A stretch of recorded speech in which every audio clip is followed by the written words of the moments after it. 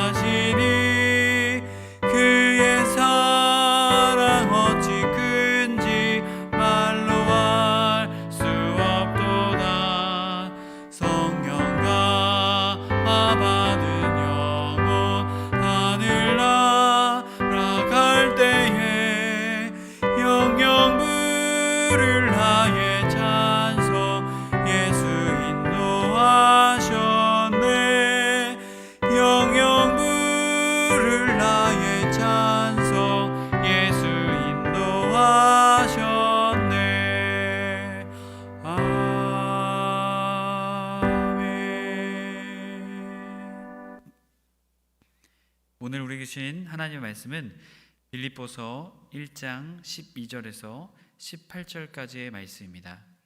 빌립보서 1장 12절에서 18절까지의 말씀입니다. 다 찾으신 줄 알고 합독하여 함께 읽도록 하겠습니다. 형제들아, 내가 당한 일이 도리어 복음 전파의 진전이 된 줄 너희가 알기를 원하노라.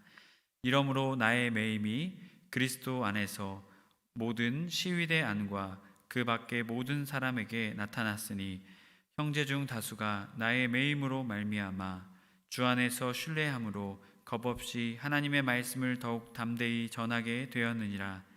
어떤 이들은 투기와 분쟁으로, 어떤 이들은 착한 뜻으로 그리스도를 전파하나니 이들은 내가 복음을 전증하기 위하여 세우심을 받은 줄 알고 사랑으로 하나 그들은 나의 매임에 괴로움을 더하게 한 줄로 생각하여 순수하지 못하게 다툼으로 그리스도를 전파하느니라. 그러면 무엇이냐? 거칠애로 하나 참으로 하나 무슨 방도로 하든지 전파되는 것은 그리스도니 이로써 나는 기뻐하고 또한 기뻐하리라. 아멘. 해림의 모든 성도님들을, 오늘 금요기도에 나오신 모든 분들을 주님의 이름으로 축복합니다. 우리가 서로가 서로를 축복했으면 좋겠습니다. 주님과 함께 동행합시다. 주님과 함께 동행합시다. 주님께서 우리와 함께 하심이 우리에게 놀라운 축복인 줄로 믿습니다. 주님이 함께 할 때 우리가 고난과 역경이 우리에게 올지라도 우리는 더욱더 주님을 가까이 할 것입니다. 그럴 때 주님이 우리에게 새 힘을 주시고 그 고난과 어려움을 이길 수 있는 힘을 또한 우리에게 주실 것입니다. 또한 아직도 기다림이 있는, 주님께서 기다리라고 말씀하시는 우리의 삶이 있다면 기다림에, 인내에 축복을 주셔서 그 놀라운 은혜, 그 승리의 감격을 또한 우리에게 허락해 주실 줄로 믿습니다. 주님이 동행하시는 삶을 사시는 해림의 모든 성도님들 되시길 다시 한 번 더 주님의 이름으로 축복합니다. 지난 시간 그리스도인은 어떠한 관계로 살아가야 하는가라는 제목으로 말씀을 나누었습니다. 어떠한 관계였죠? 바로 복음의 관계였습니다. 복음의 관계로, 우리의 힘이, 우리의 사랑이 아닌 하나님의 사랑의 관계인 복음의 관계로 살아갈 것을 말하며, 또한 그 복음의 관계 속에서 나타나는 놀라운 축복이 있었죠. 바로 서로가 서로를 위해서 기도해야 하는 관계임을 우리는 지난 시간 말씀을 통해 나눴습니다. 오늘은 고난 속에서도 진전하는 그리스도인이라는 제목으로 말씀을 나누고자 합니다. 이샘물 선교사님에게는 두 자녀가 있습니다. 모두 희귀난치병에 걸려있는 자녀들입니다. 그럼에도 불구하고 믿음으로 선교지에 나갔습니다. 또한 다시 선교지를 향해 또한 나아갔습니다. 그곳에서 기독교에 대한 박해도 심한 곳이었다고 합니다. 그 속에서 첫째 딸 아이가 숨을 거두게 되었습니다. 또한 지금 둘째인 아들도 하나님이 허락하지 않으시면 숨마저도 쉴 수 없는 그러한 상황입니다. 현재는 한국에 머물고 계신 선교사님입니다. 이 이샘물 선교사님의 책인 고난이 나를 안아주다라는 책에서 이렇게 말합니다. 고난을 통과하는 가운데 저는 주께 헌신된 삶을 살아가는 그리스도인에게 진정한 형통이란 주님이 함께 하시는 삶이지 고난 없이 사는 삶이 아님을 고백하게 되었습니다. 오히려 고난 당함이 그리스도인으로서 참 잘 살아가고 있다는 증거임을 고백하게 되었습니다. 선교사님의 고백처럼 우리 그리스도인들에게는 고난이라는 것은 특별한 것 같습니다. 단순히 실패와 좌절, 어려움이 아닙니다. 하나님의 놀라운 계획과 인도하심, 또한 하나님의 크신 뜻을 그곳에서 우리는 발견하게 될 수 있습니다. 사도 바울도 오늘 말씀을 통해서 우리에게 말합니다. 첫째로 우리는 고난 속에서도 진전해야 하는 그리스도인입니다 라고 우리에게 말하고 있습니다. 12절 말씀에 형제들아 내가 당한 일이 도리어 복음 전파의 진전이 된 줄 너희가 알길 원하노라. 사도 바울은 자신이 옥중에 갇혀 있으면서도 복음 전파에 그것이 장애가 된 것이 아니라 도리어 진전하게 되었다. 도리어 복음 전파가 잘 진행되게 되었다라고 고백하고 있습니다. 여러분, 여기서 말하는 진전은 무엇입니까? 헬라어 원문을 찾아보게 되면 프로코페라고 말합니다. 원래 군대에서 사용되는 말입니다. 원래 군대를 위해서 길을 개척하여서 그 군대가 잘 나아갈 수 있도록, 잘 진군할 수 있도록 그것을 원활하게 하기 위해서 그 길을 개척한다라는 뜻이 바로 이 진전에 있다라고 합니다. 바울의 투옥이 복음의 전파의 새로운 진로를 개척하게 되었다라고 우리에게 말하고 있는 것입니다. 과연 이러한 일들이 어떻게 일어나게 된 것일까요? 사도 바울에게 세 가지로 우리에게 말하고 있습니다. 첫째로 사도 바울은 감옥에서 만나는 사람들에게 복음을 전파했습니다. 바울은 13절 말씀에서 이러므로 나의 매임이 그리스도 안에서 모든 시위대 안과 그 밖의 모든 사람에게 나타났으니, 바울은 자신이 투옥되면서 자신을 지키는 그 군인들에게, 로마 시위대 병사들에게 복음을 전하게 되었다라고 합니다. 또한 바울이 감금되게 되었죠. 셋집에서 감금되게 되었습니다. 그리고 바울을 만나러 오는 사람들을 만날 수 있게 되었습니다. 바로 그 사람들에게도 복음을 증거하게 되었던 것입니다. 사도행전 28장 30절 말씀을 보게 되면 2년 동안 그 시간들을 보내게 되죠. 바울을 지키는 사람들, 군인들, 또한 바울을 찾아오는 사람들에게 바울은 끊임없이 복음을 증거했던 것이었습니다. 그렇게 이 놀라운 복음의 열매들이 옥중에서도 맺혀지게 된 것입니다. 당시의 로마 시위대, 황제의 최측근의 책임을 맡고 황제나 귀족 또한 황제의 친척들이 소속되는 경우가 많았다고 합니다. 빌립보서 4장 22절에서도 바로 그들에게도 문안을 하죠. 바로 이 바울의 복음 전파가 옥중에서도 로마의 시위대 또한 방문하는 방문객들에게도 나타났다라는 것입니다. 둘째로는 겁없이 하나님의 말씀을 더욱 담대히 전하는 사람들이 세워지게 되었습니다. 14절 말씀에 형제 중 다수가 나의 매임으로 말미암아 주 안에서 신뢰함으로 겁없이 하나님의 말씀을 더욱 담대히 전하게 되었느니라 라고 말합니다.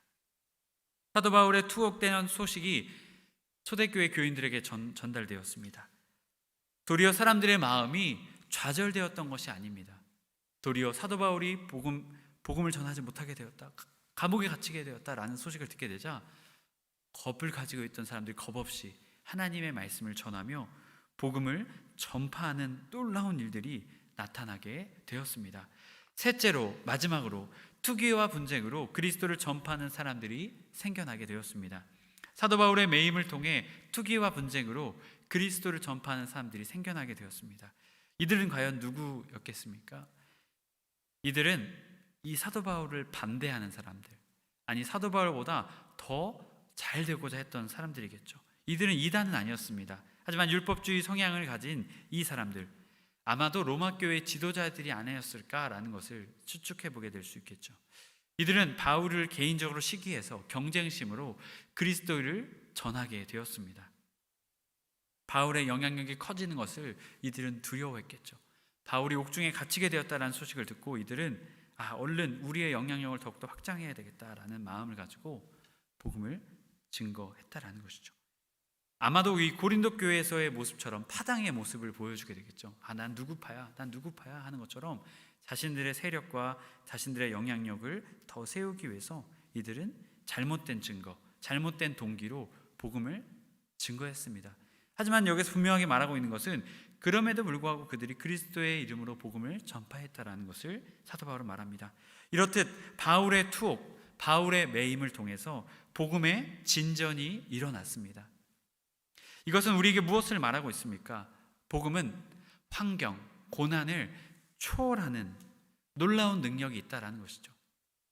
복음은 고난과 역경을 초월해 진전한다라는 것을 우리에게 말하고 있습니다. 여러분, 진전한다라는 것은 무엇입니까? 일이 멈추지 않고 계속 진전되어서 발전된다라는 것이죠.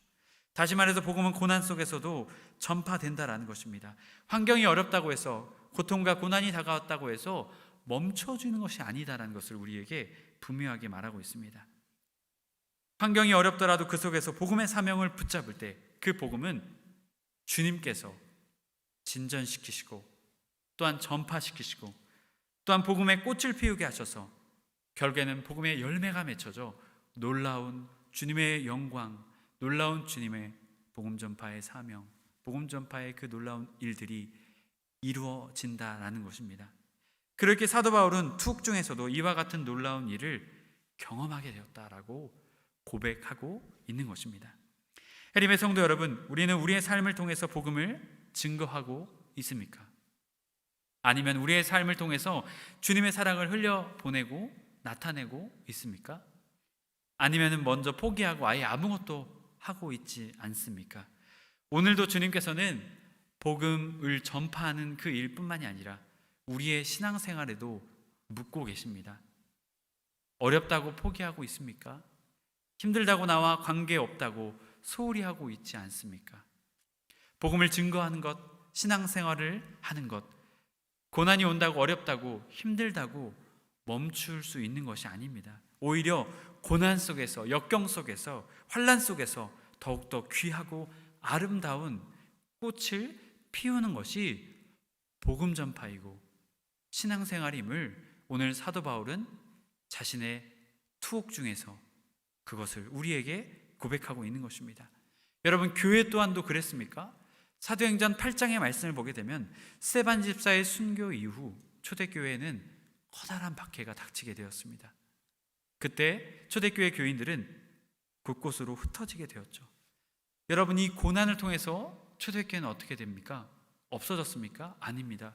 도리어 그들이 고난 속에 흩어짐을 통해 놀라운 복음 전파가 이루어지게 되었습니다. 오늘 우리의 삶 속에 고난과 역경이 찾아왔는지 모릅니다. 하지만 우리는 그 고난 속에서도 진전할 수 있는 그리스도인입니다. 왜냐하면 오늘 사도 바울의 삶을 통해서도 우리에게 분명하게 말해주고 있는 것입니다. 이것은 단순히 성장, 숫자로, 성공으로 국한하지 않았으면 좋겠습니다. 성장이 될 수도 있고 성숙이 될 수도 있습니다. 고난 속에서 복음 전파와 신앙생활에 포기하지 않았을 때 사도 바울이 경험했던 것처럼, 또한 초대교회가 경험했던 것처럼 진전하는 그런 놀라운 은혜가 해림의 성도님들의 삶에도 있으시길 주님의 이름으로 간절히 축복합니다. 그래서 고난 속에서도 더욱 아름다운 복음과 신앙의 꽃을 피워 또한 열매까지 맺어 주님께 영광을 올려드리며 또한 진전하며 나아가는 우리 해림의 모든 성도님들이 되셨으면 좋겠습니다. 조나단 에드워즈 목사님의 사랑과 그 열매의 책에서 말하는 내용입니다. 하나님을 사랑하는 것이 우리로 하여금 하나님께 겸손히 행하고자 하는 마음을 줄 것이다. 하나님을 사랑하는 사람은 하나님과 자신 사이에는 얼마나 광대한 차이가 있는가를 인정하려는 성향이 있다. 하나님을 사랑하는 사람에게는 하나님을 가장 높이고 자신은 그 앞에 낮아지는 것이 지당한 일로 보일 것이다.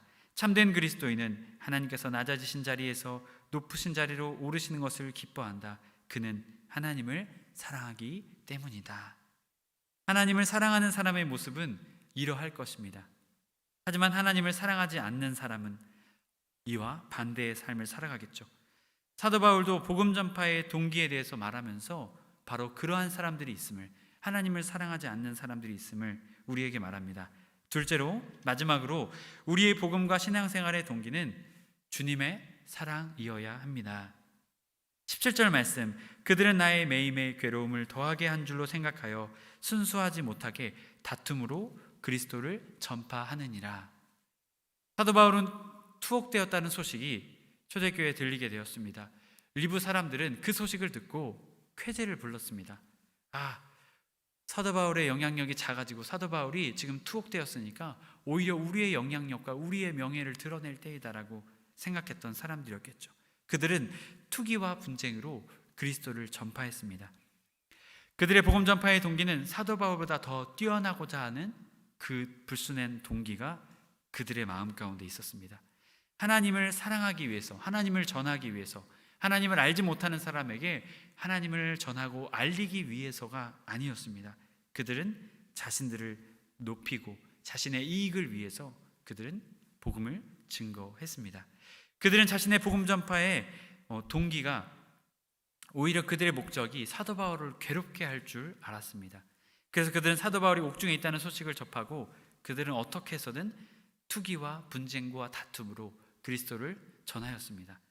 여기에서 투기의 원어의 뜻은 시기, 질투, 악이라는 뜻을 가지고 있습니다. 분쟁은 언쟁, 다툼, 다투기를 좋아하는 기질이라는 뜻이 있습니다. 이 단어만 보아도 그들이 어떠한 방법으로, 어떠한 동기로 그리스도를 전했는지, 복음을 전파했는지 우리는 명확하게 알 수 있습니다. 사도 바울은 이들에 대해서 이단시하고 있지는 않습니다. 하지만 이들이 동기, 이들의 잘못된 불순한 동기는 잘못되었다라는 것을 분명하게 말하고 있습니다. 그렇다면 우리는 어떠한 동기를 가지고 복음 전파와 우리의 신앙생활을 해 나가야 하는 것일까요? 사도 바울은 15절 후반절과 16절 말씀에서 우리에게 말합니다. 어떤 이들은 착한 뜻으로 그리스도를 전파하나니 이들은 내가 복음을 변증하기 위하여 세우심 받은 줄 알고 사랑으로 하다라고 우리에게 말하고 있습니다. 여러분, 무엇으로 한다고요? 사랑으로 한다라고 우리에게 말합니다. 우리의 복음 전파, 신앙생활의 동기가 사랑이 되어야 됨을 우리에게 말하고 있습니다. 여러분, 과연 그렇다면 이것은 누구의 사랑일까요? 우리의 사랑? 아닙니다. 그것은 예수 그리스도의 사랑입니다. 십자가에서 우리를 위해서 대속의 은혜를 베풀어 주신 그 예수 그리스도의 사랑, 자신의 독생자 예수 그리스도 이 땅에 보내주신 그 하나님의 사랑, 바로 그 사랑이 우리의 복음 전파의 동기, 신앙생활의 동기가 되어야 됨을 우리에게 분명하게 말하고 있는 것입니다. 해림의 성도 여러분, 우리의 복음 전파의 동기는 무엇입니까? 우리의 신앙생활의 동기는 무엇입니까? 남들보다 더 뛰어나기 위한 나의 이익을 위해서, 나의 유익을 위해서, 혹시 나의 명예를 높이기 위해서, 또한 내가 속해 있는 내가 속해 있는 무리를 더 확장시키고 더 크게 하기 위해서, 또한 다른 사람들에게 인정받기 위해서, 여러분, 이러한 것이 우리의 동기가 되어서는 안 될 것입니다. 우리의 복음 전파와 신앙생활의 동기는 오직 주님의 사랑이 되어야 될 줄로 믿습니다. 만약 우리가 복음 전파와 신앙생활의 동기가 주님의 사랑이 아니라면 우리는 그리스도인으로서 합당한 삶의 열매를 맺지 못하게 될 것입니다. 영향력 없이, 또한 아무 힘 없이, 아무 능력 없이 땅에 버려져 짓밟히는 소금처럼 우리는 그러한 영향력 없는, 힘 없는 그러한 삶을 살아가게 될 수밖에 없게 될 것입니다. 그러하기에 우리는 우리의 마음 가운데 있는 동기를 확인해야 될 줄로 믿습니다. 혹시 우리의 마음이 주님의 사랑이 우리의 마음의 동기가 아니라면 우리는 회개하고 우리의 불순한 동기들을 내어버리고 주님의 사랑으로 우리의 마음을 더욱더 채워주실 것을 기도하며 나아가는 우리의 삶이 되어야 될 줄로 믿습니다. 그러할 때 우리의 복음 전파, 또한 우리의 신앙생활은 주님의 사랑으로 온전하게 세워져 고난 속에서도 역경 속에서도 진전하며 나아가는 그러한 그리스도인, 참된 그리스도인이 되게 될 줄로 믿습니다. 그러한 삶을 살아가시는 해림의 모든 성도님들의 삶이 되시길 주님의 이름으로 간절히 축복합니다. 우리 함께 다 같이 말씀을 붙잡고 기도하시겠습니다. 고난 속에서도 오직 주님만 바라보며 진전하는 그리스도인 되게 하여 주옵소서. 우리의 복음 전파와 신앙생활의 동기가 오직 주님의 사랑이 되게 하여 주옵소서. 이 시간 다 같이 이 기도 제목 가지고 우리 합심해서 기도하시겠습니다. 하나님 아버지 감사합니다. 주님, 고난 속에서도 역경 속에서도 진전하는 우리의 신앙생활 복음 전파가 되게 하여 주옵소서. 우리의 상황과 환경은 어렵습니다. 너무나도 힘들고 어렵습니다. 코로나로 인해 주님, 이 밖에 여러 가지 경제적인 어려움과 또한 육신의 질병과 아픔과 주님 어려운 가운데 있습니다. 하지만 주님, 우리가 주님을 바라보겠습니다. 주님을 바라볼 때 주님, 우리 안에 주님께서 일하시는 놀라운 은혜가 진전이, 주님께서 역사하시는 놀라운 능력이 우리의 삶 가운데 일하게 될 줄 믿습니다. 주님, 은혜를 베풀어 주시고 역사하여 주시옵소서. 주님, 우리의 삶에 새 힘을 주시고 놀라운 능력으로 세워주시옵소서. 오직 주님의 놀라운 능력으로 살아가게 해주시옵소서. 하나님 아버지, 우리의 삶에 우리의 마음의 동기가 내 자신이 아니라, 내 이익이 아니라, 내 유익이 아니라, 인정이 아니라 오직 주님의 사랑이 되게 하여 주옵소서. 거저받았으니 거저주시는 놀라운 그 은혜, 주님 용서하시는 그 은혜도 우리의 마음의 동기가 되게 하셔서 오직 주님의 사랑을 흘려보내며 어떠한 이익을 얻기 위해, 어떠한 것을 누리기 위해 살아가는 것이 아니라 오직 주님의 그 사랑을, 순수한 주님의 그 사랑을 가지고 살아가는 우리의 삶이 되게 하시옵소서. 오직 주님의 사랑을